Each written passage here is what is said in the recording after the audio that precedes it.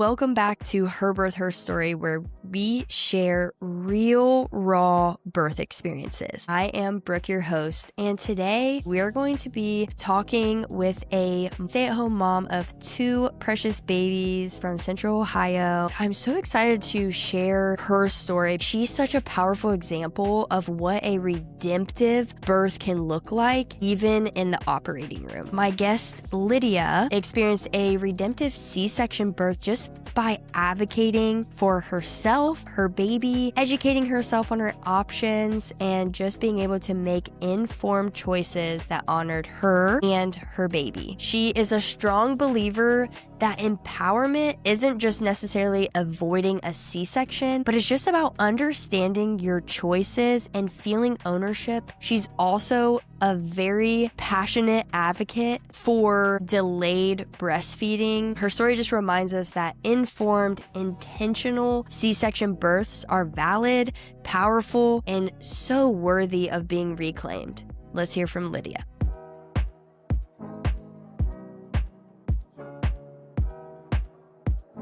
Hi, Lydia. Thank you for coming on Her Birth, Her Story. Hey.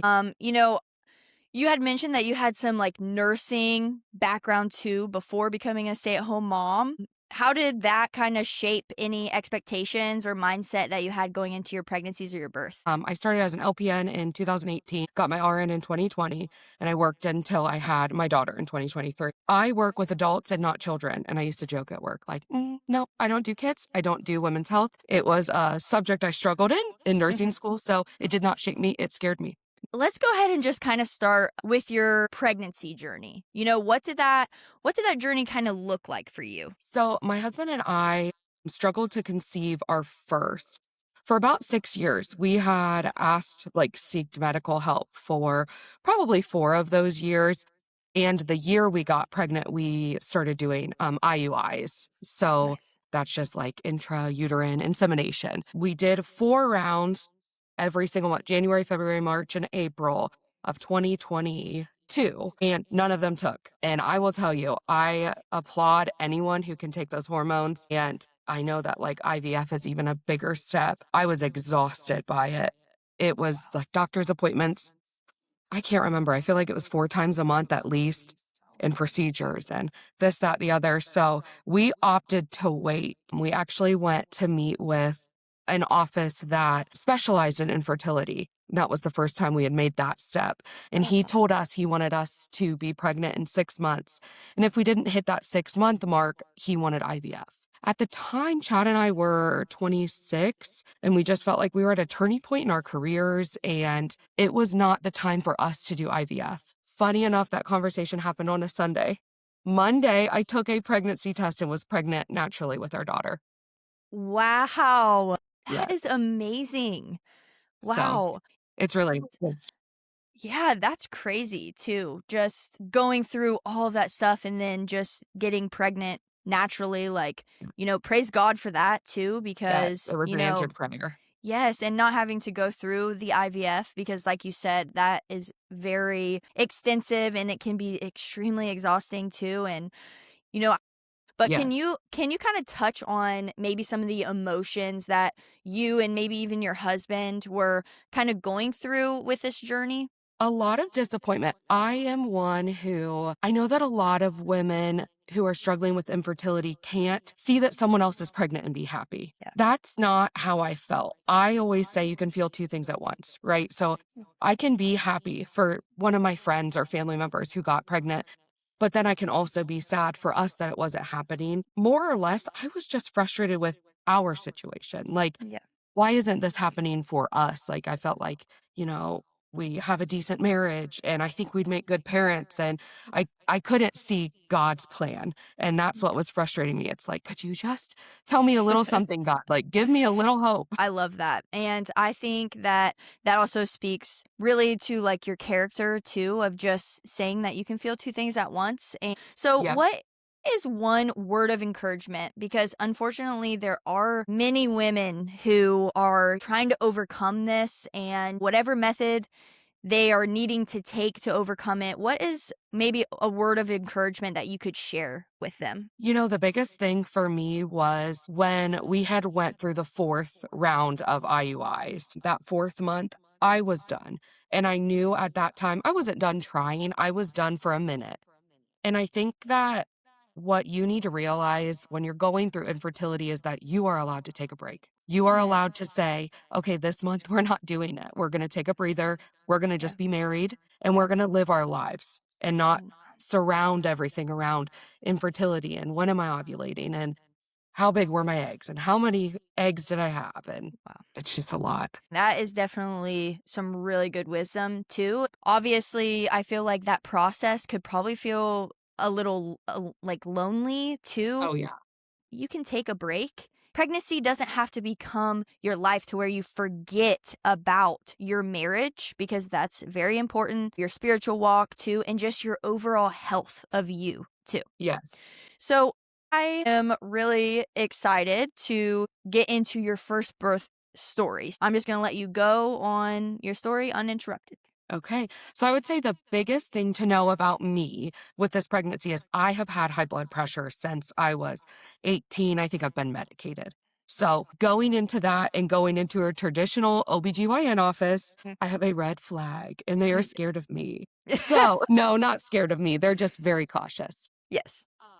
So I have already, the second I get pregnant, I'm high risk. And that's fine. It just means I get more ultrasounds and more monitoring. So they do non-stress tests after you hit the third trimester, I believe, once a week, but with my second pregnancy, it was twice a week. Hey, so we knew going into it that my provider at the time with my daughter, my first pregnancy, did not want me to go over 39 weeks. She felt that prolonged pregnancy with my history of hypertension would cause my placenta to deteriorate quicker. And my argument to her was that I didn't have hypertension, I was medicated. So I didn't have abnormally high blood pressures while I was pregnant because I was monitoring them and taking the medication they prescribed. So I monitored myself, swelling, any vision changes, anything like that. I didn't have any of those. What they were worried about, obviously, was preeclampsia. I didn't have anything. And I never have had preeclampsia. Awesome. So that alone is a blessing. For But sure. we went ahead and I had dilated to a 1. And at 38 weeks and 6 days, they said, come in, we're going to do the Foley balloon. And that is, they put a Foley balloon into your cervix and kind of trick your body and make you think that it's a baby's head Yeah. to dilate you much quicker. So we did that as soon as we went in. And that was Thursday. And then it just, honestly, the first thing we should have known was Vivian was breech for 33 weeks. She flipped on her own. And the second we got in the hospital, they went to put her on the monitor and they said, we think she's breech because her heart was on my right upper quadrant. It was way too high. I should have said, can I go home? We're not ready to have a baby. She's up in my ribs, but first time mom, you don't know what you don't know. And Mhm.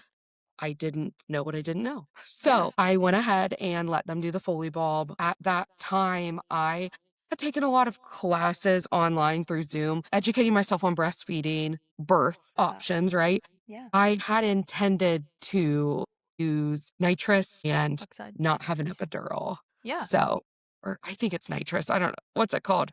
Is it Is it? the nitrous oxide or whatever? Yes, the Like the gas. mask? Yeah. Yeah.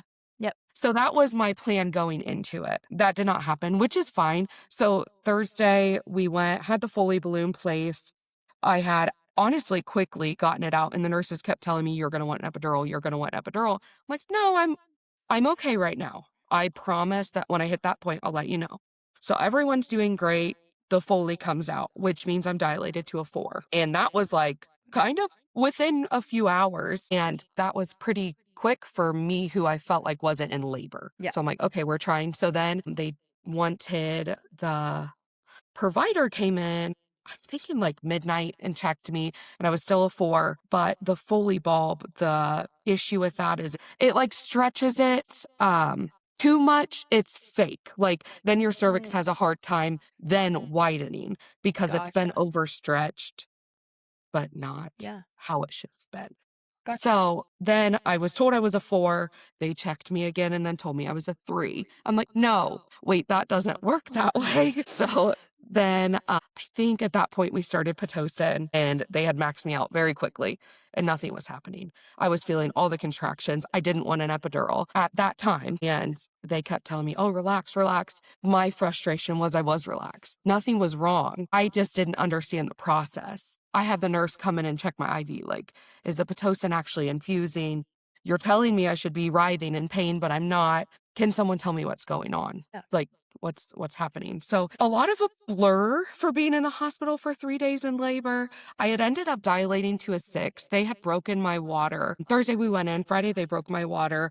And then they had convinced me to get an epidural because they told me if I could get an epidural, my body could relax and I could dilate further, which looking back in hindsight, I wish I would have just hit the stop button. Wish I would have said, hey, everybody, this isn't what I want. Yeah. Let's go to the drawing board before you break my water, the only thing protecting my child.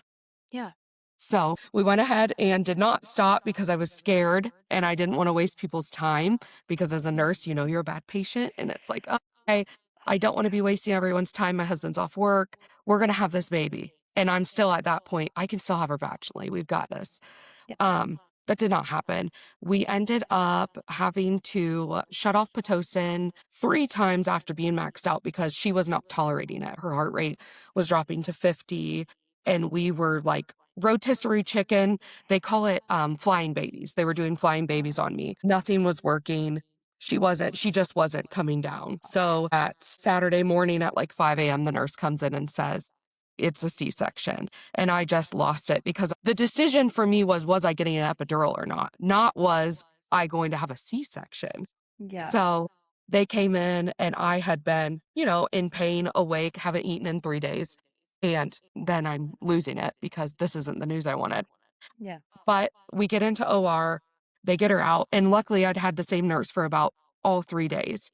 And she, as soon as they got Vivian out, said she was sunny side up. She was lodged in my pelvis and she had bruising. So I couldn't have delivered her at that point naturally at all. I would have broken her neck. So Wow. that's what they told me. So it's a blessing that we didn't try to have her naturally at that time. I think I could have said stop and things would have changed those outcomes. But where we were, what we were dealing with, that was the best outcome. I'm sorry that you had to go through all of that. It's not the fact of like the medical stuff. It has nothing to do with that because if it was something that you wanted to have happen or if it was the right time for it, like the Pitocin or like the Foley balloon or something like that, I get it because obviously doctors too, they view you as high risk. So they're trying to get everything done quicker.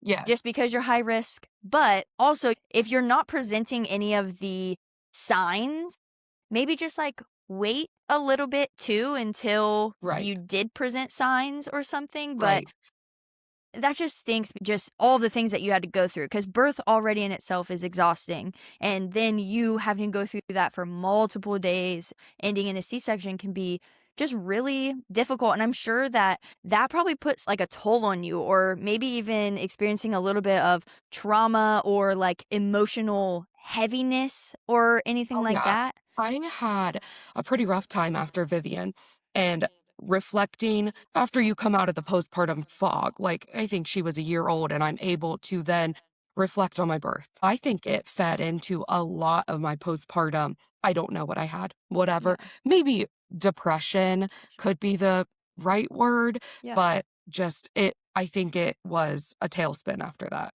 It was just like downhill.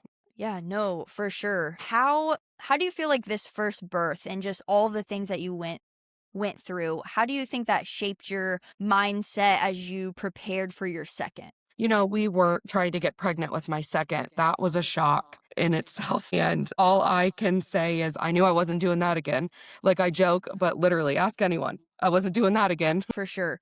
And, you know, one thing about your story that just really stands out to me that I applaud you for because you know how many C-section moms, because the doctor tells them that you just shouldn't even try because you're not going to be able to produce milk. Sorry, you can't breastfeed. Just, and then they don't do it because a doctor told them no. Like, can you speak to that a little bit of what that journey kind of was and, how you were able to kind of overcome doctors being like that?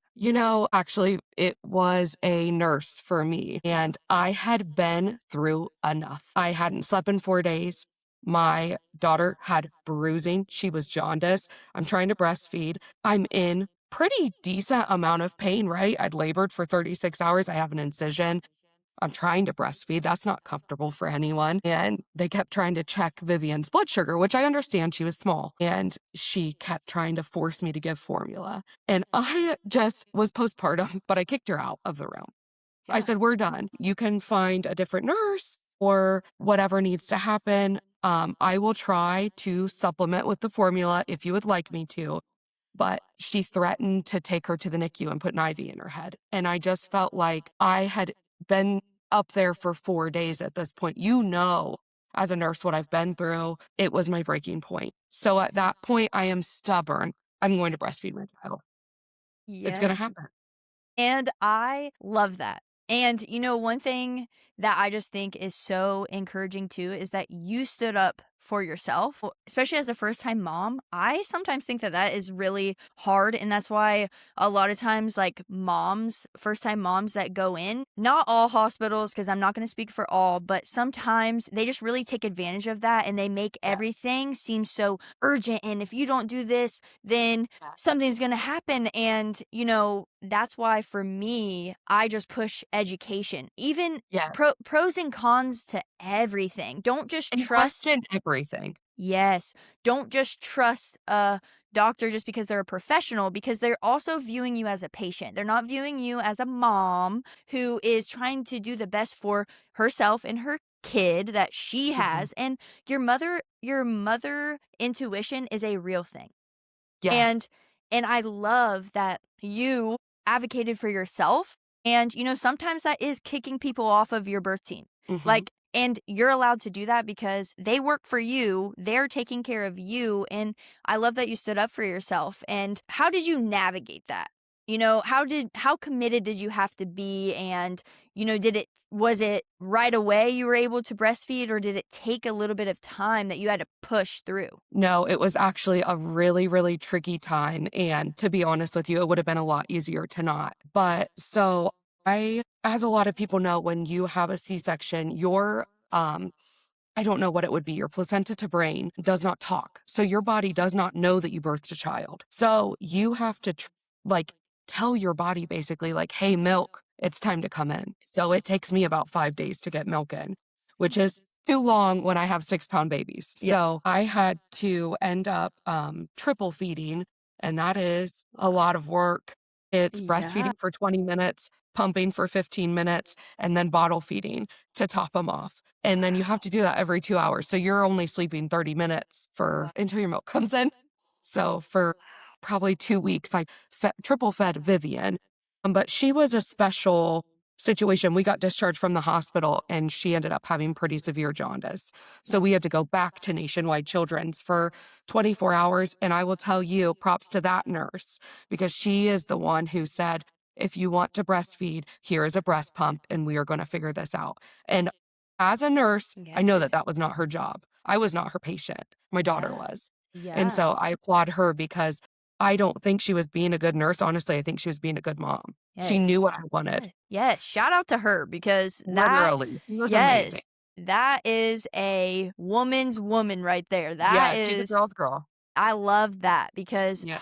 man, like, and it just that going from having someone tell you like, yeah, nope, you're not going to be able to do it. We're not doing it. You're going to give formula, and then having someone who is like seeing you put this work in and the desire to want to do it, and she's like, "Yep, nope, here's this. We're going to do this." I love that. And probably that moment right there, did you feel like so empowered and you just felt like, "Yes, I am going It to was do like, this." if she thinks I could do it, I probably can do it. Yes, and that right there, like, that's why it's so important to have people around you that support your mission and Yeah. cut off people who don't. because Yeah. unfortunately there are naysayers everywhere. What would you say to a mom whose doctor suggests supplementing with formula early on, but her heart is telling her to breastfeed? I would say there is, yes, an immediate time frame, right? Like newborns eat all the time. So,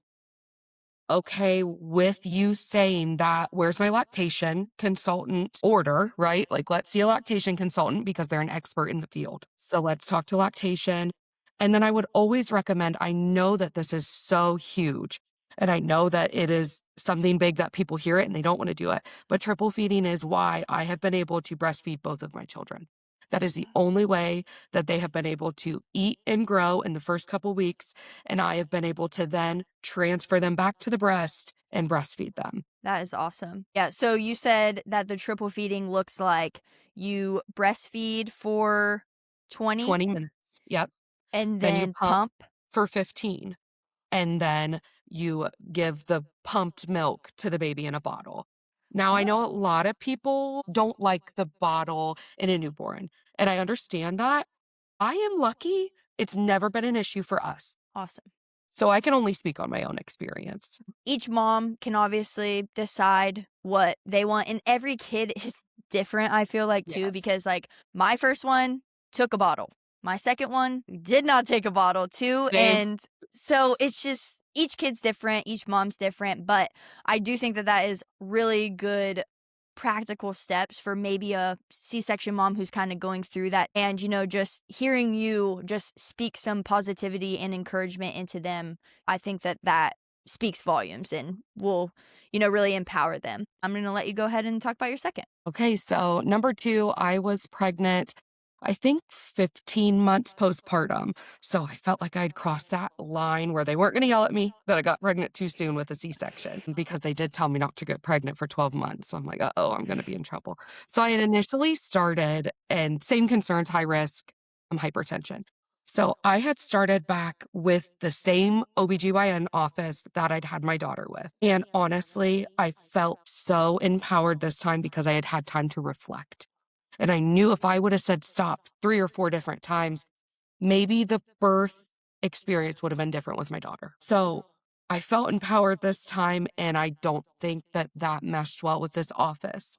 So what did I do? I looked around for different offices, and I called and I asked for recommendations, and I asked, are you guys VBAC friendly? Not, are you willing to do a VBAC? Are you pushing for VBACs? That's what I'm looking for. And I ended up switching at 16 weeks pregnant to an office in a different town. And that was a pretty decent decision for me. They were more cautious. They monitored me a lot more. So I got 2 non-stress tests a week and a doctor visit every week at the end. But they told me that with high blood pressure, they don't mess around. So at the beginning, when I'd switched, I was scared I'd made a mistake because they told me, I think at my 20-week appointment, they had planned on trying to do a C-section at 37 weeks. And I looked at the doctor and I said, I will not show up. I wouldn't plan me. I would not schedule me. Your OR will be empty. I will not be there. I have small babies. I think that me having a child at 37 weeks would not be good for my child. And they finally listened. I said, when you have some black and white evidence to show me, labs, scans, ultrasounds, I'm willing to listen. But when you're just going off of what's in the air, it's not going to work for me. So I felt much more empowered this time. But as I'd said, wasn't doing that again. 38 weeks, I went in for my doctor's appointment and my monitoring, and my blood pressure is 160/90. And I'm like, oh no. I had been controlled this entire thing, and I had started getting a headache the day before. And I kind of knew. I was like, uh-oh. So the nurses whispering and walking. My husband's 2 hours away. I'm like, we're going to have to not be whispering. Like, we're going to have to tell me what's going on. So she's like, well, the doctor wants to see you. And I had spoken in depth with this provider that my wish is a VBAC, but I am not unreasonable. Just the grace that I'm giving you, give it to me, please. I don't want to feel like I'm bullied every time I walk into a doctor's office. I don't feel like I should feel like I'm in court pleading my side. It's my decision at the end of the day, and I'm educated, and I will do the best I can for me and my child. So ended up, she said, let's check you. I think you need to have a baby today. And she checked me. And funny enough, my prayer towards the end of my pregnancy was, don't let me regret. Don't let me think I could have made a different decision. And please, dear God, do not let me be 1 centimeter dilated, because 1 centimeter could be hope. And I'm like, Yes. I don't want to think, well, she said, your cervix is hard. You are not dilated. I can't get a finger in there. And I said, I have to have a baby today. And she said, I would like you to. And I said, okay, I guess I'll see you in the OR. Wow. Yeah. And I said, do I need to call my husband? And she goes, yes. So we went right over to the hospital. And I think that was in the afternoon. And we didn't end up having him until 10 because I wasn't an emergency. So Nice. Wow. I just think it's awesome too that you went into this already knowing more of what you wanted out of your second, but you were still open to whatever way birth wants to take on for me, yes. I'm still going to do it. Did you feel like this second one was like more of a redemption story compared to your Yeah. first? So if you don't mind me adding, with my first had so much anxiety, I looked at the anesthesiologist and I said, I don't know that I can do this. I don't know that I can be in this OR awake. I feel like I'm literally having an anxiety attack. You even talking to me right now. Like, it was just so out of left field for me. It was not on my plan at all. So this time around, I guess I should add. So with Vivian, they had to give me anti-anxiety meds. I was so out of it for her first 12 hours of life just because they had to medicate me because I was so scared. This time, you weren't going to give me anything. I was going to control my emotions. So I was able to have Jackson. The only thing that I had was the spinal. And he's like, well, if you get anxious, I'm like, no, I'm fine. I will breathe. And so I just kept praying and breathing and praying and breathing. And I'm like, you know what? I've got this. And he even said, you made my job so easy. He didn't have to give me anything. And that was amazing because I did not want the groggy feeling of Yeah. taking medication just because I couldn't control my anxiety. Yeah, and to that moment, like that is like the moment that was always etched into every Mhm. mom's brain is the moment of you holding your child, the Yes. first cry and The just cry. yes, and it gets me so emotional because I just think that it's amazing how you took an experience that was very traumatic, you were able to turn it around, and for your second, even though it still ended in maybe not what your first plan or your first hope was, but you still went in empowered and just like, you know what, if I am going to do this, that's fine, but now I know things that Yes. I should be looking for or asking. So in the OR for the second, did you opt for any other things, like did you watch it? Yes. So with the second, I knew more and I knew I could have said, I want to hold my baby because I didn't get to hold Vivian. Now, that could have been one of two things. They could have said, she's too anxious. We don't want to put a baby, or we gave her this medication.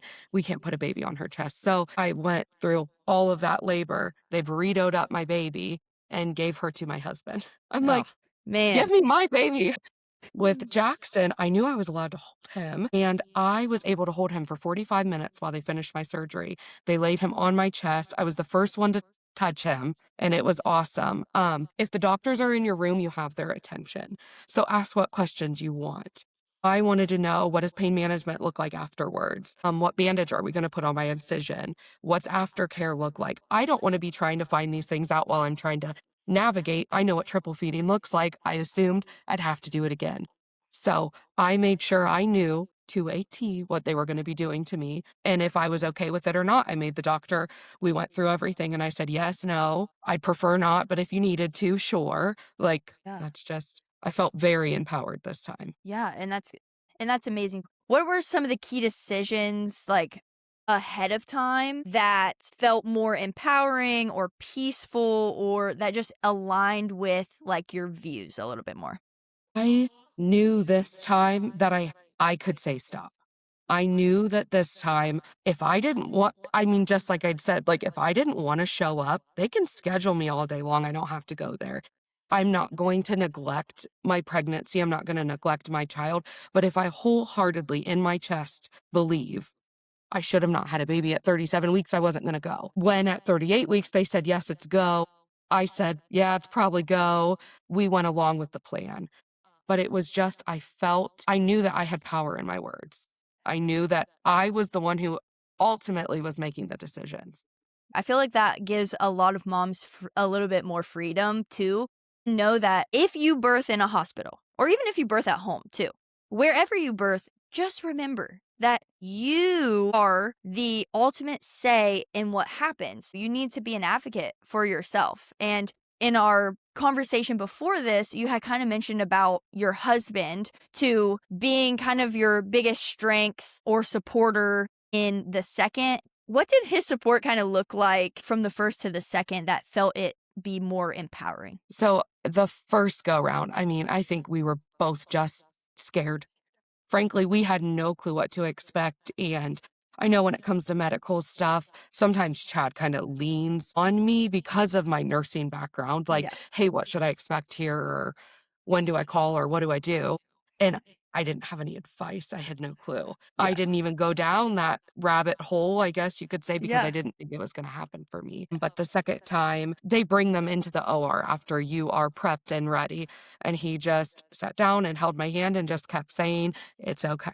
It's okay. Like he could tell, I think, that I was breathing through it. And I think maybe him seeing me be able to breathe through it and maybe gave him some strength too. Like, Yeah. okay, she is fine. She's got this. So then I can be strong. That's So awesome. his biggest concern was I made him get up. I said, go take pictures of him when he was in the little warmer. I'm like, go, I can't get up. That is so funny. I love that. Okay, so you've also shared too just about how God's hand was in your story the whole entire time. And you had mentioned a little bit too about how you were praying like, don't even let me be 1 centimeter dilated because I'm gonna have hope. And then, you know, who knows kind of what I would be wanting after that. So how did God kind of meet you in the disappointment of your first, but then really help empower you or just give you more peace for your second? To be honest, every part of motherhood to me is God's everywhere here. Oh, Like, it's so personal. Us even being able to get pregnant naturally with my daughter.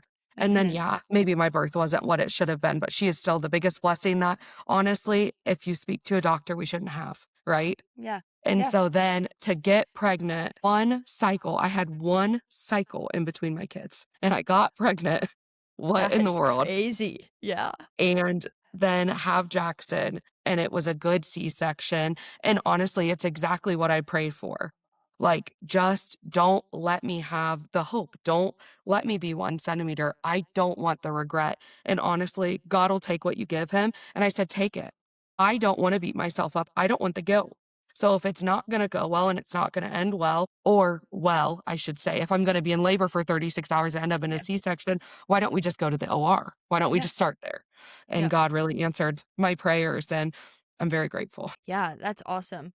What kind of spiritual or emotional work kind of happened between the first and the second pregnancies that just renewed your hope? You know, actually, I have I say known. I was raised in a Christian household, but I never had a personal relationship with God. And funny enough, between my kids, my husband and I really dove into religion and really have great relationships with God. And we're so grateful for this life that He's given us and these kids. And just everything like I keep saying, it's just God is personal and He just wants to have a relationship with you. So Love that. that alone is just so big, it changed everything for us. It's hard to even just pinpoint it to the pregnancy, though, just our Yeah. entire lives. Yeah. No, I love that. And, just the grace too that God just gives us when we really start leaning on Him. And because pregnancy, birth, motherhood, it's all hard, but it's all Yeah. beautiful too. It is the hardest thing that I have done, but it is the most beautiful thing that I have done. And without the grace of God and just the redemption through Christ, I don't know how anybody can get through motherhood and pregnancy and Without birth without that, because right. that is a key to both of my pregnancies and births. Yes. Next, we'll kind of get into some C-section advocate questions because, that is another thing that's really inspired me about your story too, is just how you advocated for yourself, but now how you really do advocate for C-section moms too, that it doesn't have to be all horror and trauma and you're not a disappointment or a failure just because you've had a C-section. So what are the biggest misconceptions that you see in C-sections or C-section recovery? Yes. So one that like really stuck out to me, and there are no statistics. This is just like what random people will say to you. Like, Yeah. oh, well, you can only have X amount of children. If you start with C-sections, what are you going to do? Right? Because you can only have X amount of kids. To an extent, sure, medically, I bet there's a reason, but I think that's case to case. I wouldn't tell people that. I also think just personally, I assume there's a stigma because I don't know where I would have gotten this feeling from. Just disappointment, right? Failure. It didn't go the way you wanted it to. You kind of, I don't want to say, no one's ever said that to me, like, oh, you took the easy way out. No one's ever said that, but just it feels like there's a stigma that it could be a failure. Yeah. Yeah. No, for sure.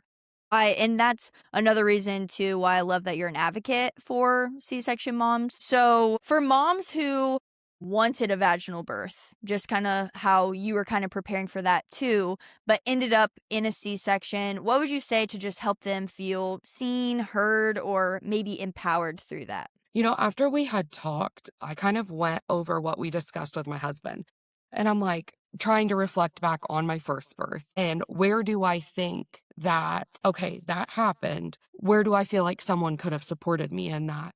And reflecting, I think it would have been okay for someone to just look at me and say, what the heck? That sucked. Yeah. What happened? Yeah. And just acknowledging that I might have some big feelings about this. This not only did not go the way I wanted it to, but it flipped me on my head. I felt like my support system was trying to be kind to me, but they weren't there to be honest with me. Gotcha. Like, this isn't Yeah. how this should have went. Yeah.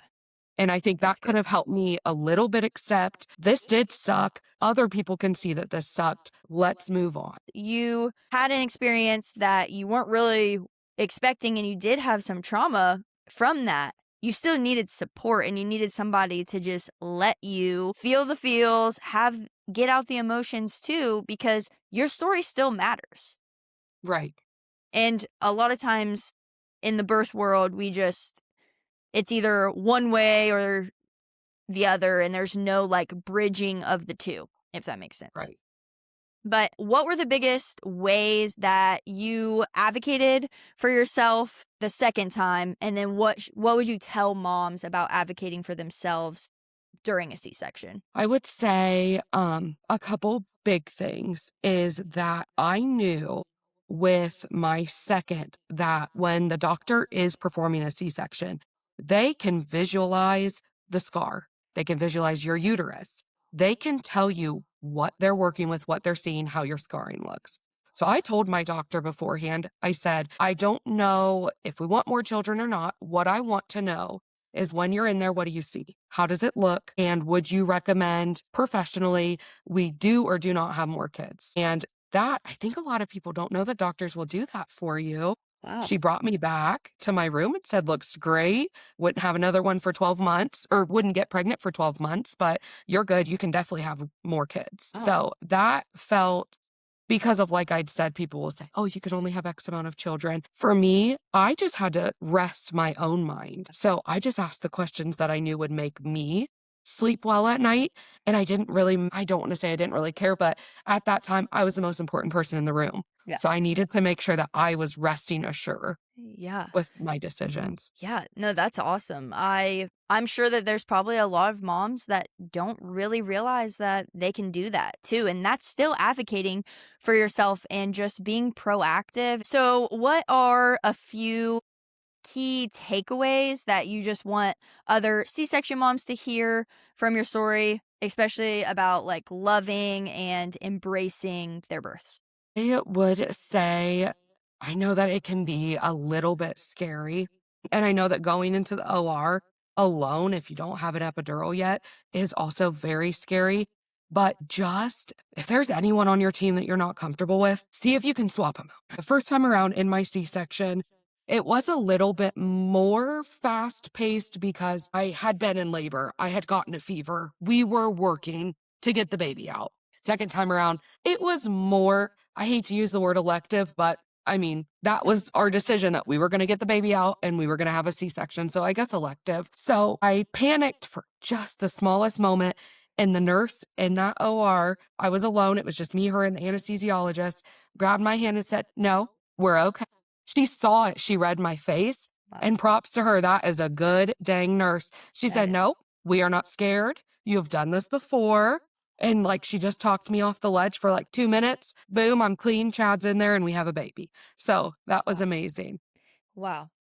And honestly, something big is some providers will not let you hold your baby in the OR. And if that is very important to you, start asking questions. And I really, really, really think it was my biggest game changer. I'm not going to lie. Being able to hold my son after he was born, chest to chest, skin on skin, was the game changer for me. It really For sure. made me not feel like I missed out on something, like I lost something. You see the birth videos and they give the mom their baby, and I didn't get that. And that's fine.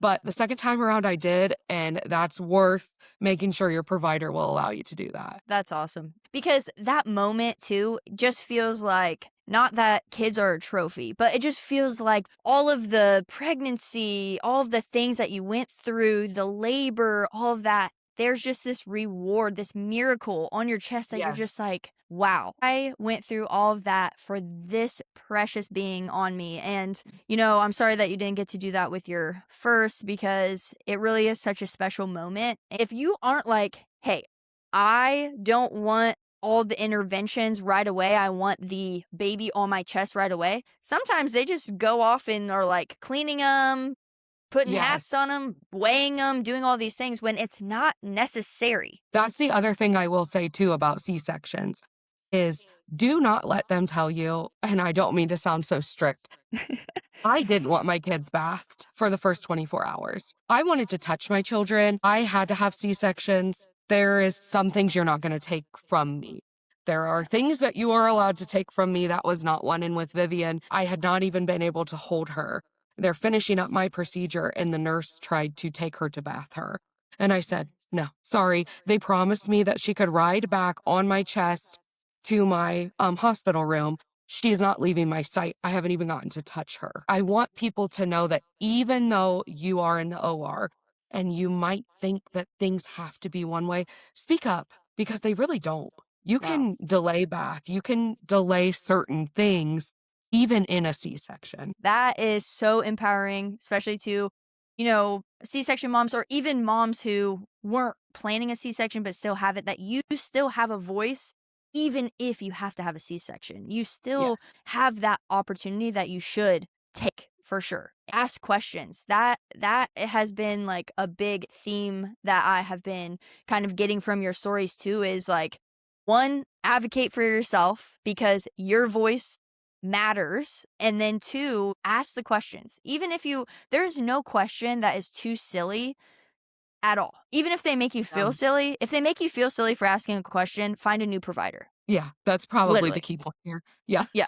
Or kick them off your team. They work for you. You just want the energy correct. Yes, It's already a stressful time, and for sure. me going into pregnancy, I already know the second I walk in, I'm high risk. So Yeah. if you are going to make that more stressful for a mother, I think seek elsewhere. I think that is probably one of the most empowering things too, is just ask questions and find the people that work for you because they can still be a good doctor or a good midwife or whatever, but just not be the best for you. They might Right. be the best for your friend, but they don't mesh well with your personality or the way that you want to birth, and that's okay. Okay, so just in closing here, I want to ask you a question that I ask all of my moms before, we end our episode. But if you could speak one piece of empowering wisdom into the hearts of the mothers listening, what would it be? Speak honestly, this is going to sound cheesy, but if I could talk to myself when I first had my daughter and went through that, I just would tell myself or anyone in that position that this does suck and this isn't what you wanted. And that's okay. But stick with what you do want, right? So I wasn't going to not breastfeed. That wasn't going to be an option for me. And I can be very stubborn like that. And I can make sure that if at all possible, what I want done will happen. But I just think you should ask the questions, speak up for yourself, and don't let me say this, I did not have an emergency situation. So there was nothing emergent happening in either of my births. But if you were in shoes like I was in, have the empowerment to ask the questions. Okay, I know that you want to break my water right now. What is my other option though? If I'm not dilating, what could we do? Because I don't think I saw the full picture. That's really good. I really feel like your story is empowering them and can really set them free to love their birth and still advocate for themselves. So thank Yes. you so much for coming on Her Birth, Her Story. Thank you. Lydia's redemptive C-section reminds us that informed choice and autonomy matter, no matter how birth unfolds. And I just love that she's such a big advocate for delayed breastfeeding, because even though her first birth ended traumatic for her, she didn't allow that trauma to also take breastfeeding away. And I loved how she just kept going. She took the trauma that she had from her first, educated herself, and was her biggest advocate in her second that led to such redemption and empowerment. So if you're navigating a C-section or preparing for one, let this just be a reminder that you are allowed to ask questions. You are allowed to make choices and define empowerment for yourself and your birth. Until next time, thank you for listening to Her Birth, Her Story.